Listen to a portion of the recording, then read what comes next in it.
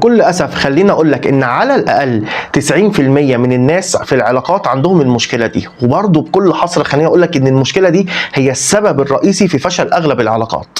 والمشكله دي زي ما هو طالع قدامكم من اسم الفيديو هي قلق السيطره في العلاقات.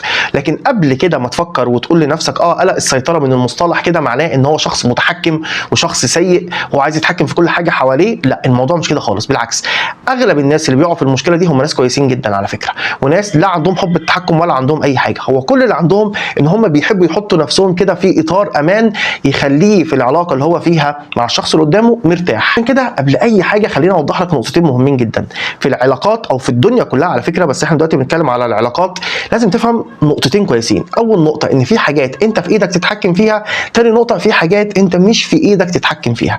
الحاجات اللي في ايدك تتحكم فيها بكل بساطه هي الحاجات اللي تخصك انت كشخص، انك تشتغل على نفسك، تطور من نفسك، تغير شخصيتك، تغير اخلاقك، تهتم باللي قدامك، تخلي بالك منه. دي كلها حاجات تخصك انت كشخص، دي حاجات انت في ايدك تتحكم فيها. وبالتالي الحاجات التانية اللي هي مش في ايدك تتحكم فيها اللي هي النقطه التانية، الحاجات بتخص اي طرف اخر غيرك انت. المشكله اللي احنا بنقع فيها دايما هي ايه؟ مشكله ان احنا بنحب غصب عننا، تاني مش من باب التحكم ولا من باب ان احنا اشخاص سيئين، نتحكم او نسيطر على الطرف الاخر. نسيطر على الطرف الاخر ازاي؟ ان انا ببقى عايز دايما اطمن ان الشخص ده لسه بيحبني، الشخص ده عايز يكمل معايا، الشخص ده مفيش حد تاني في حياته، الشخص ده مش هيسيبني ويمشي، الشخص ده مش هيتغير معايا. كل الحاجات دي في ايد مين؟ الحاجات دي كلها في ايد الطرف الاخر. للاسف احنا ما عندناش الوعي الكافي ان احنا نبقى فاهمين ان طالما الشيء ده تبع الشخص الاخر يبقى انا ما فيش اي داعي ان انا افكر فيه. انا كل اللي بفكر فيه الاشياء اللي بتخصني احنا. المشكله بتحصل امتى؟ المشكله بتحصل وللاسف اللي احنا كلنا بنقع فيها ان احنا بنفكر ان احنا نقدر نسيطر على الطرف الثاني، لان بنبقى شايفين ان احنا اذكياء وان احنا كويسين وان احنا ناس كويسه جدا، فانا بالتالي اكيد حاجتي ان شاء الله هقدر اتحكم فيها وده طبيعي. لكن انا كمان عايز عشان العلاقه دي تكمل، عشان انا بحب الشخص ده جدا، عايز اطمن من الحاجات اللي بتخصه.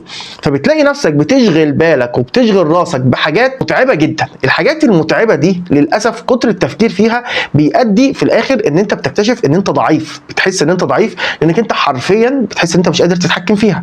ولما بتحس ان انت ضعيف ومش قادر تتحكم فيها، ده بالتبعيه بيعيشك في قلق وتوتر وضغط عصبي لا يوصف.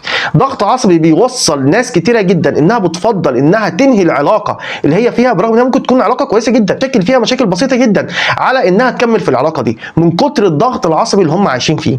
عشان كده نصيحتي لكل واحد، فهم كويس ان انت في الدنيا دي مش مطلوب منك ابدا تشغل بالك ولا تشغل تفكيرك ولا تقلق من الحاجات اللي انت مش في ايدك تتحكم فيها.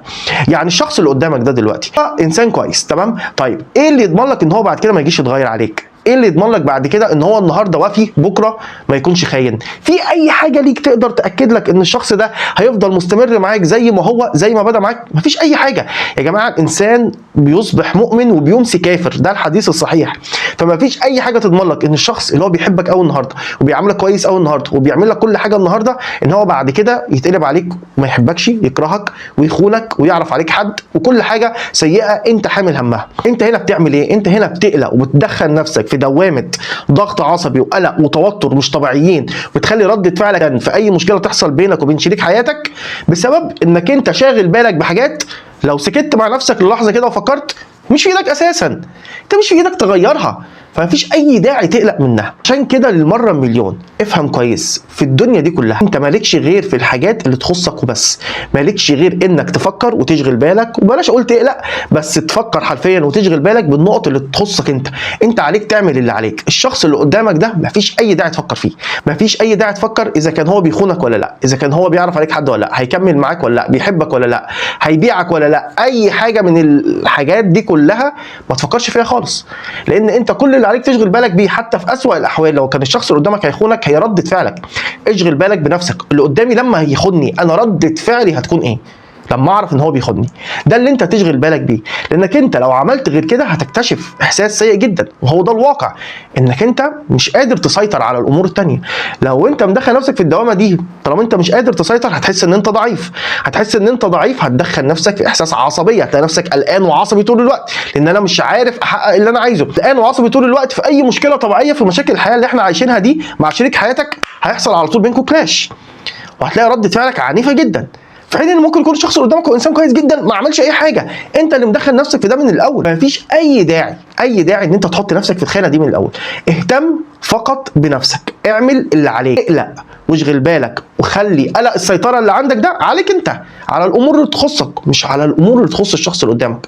الشخص اللي قدامك يعمل ما بداله، بيعاملك كويس اهلا وسهلا، خانك باعك عمل اي حاجه تانية برضو اهلا وسهلا، انا هنا اللي هتحكم في رده فعلي. افهم كويس النقطه دي عشان ما تبوظش علاقتك الحاليه، وعشان ما تعيش نفسك في قلق وتوتر على امور هي مش في ايدك اساسا. اتمنى يا رب يكون الفيديو مفيد، اتمنى يا رب تكون الرساله بتاعتي وصلت، وزي ما بقول كل مره لو لقيتوا في اي حد محتاج الفيديو ده يا جماعه شيروه مع الشخص اللي محتاج الفيديو ده، لعل وعسى ان انت تاخد اجر وثواب انك ساعدت الشخص ده.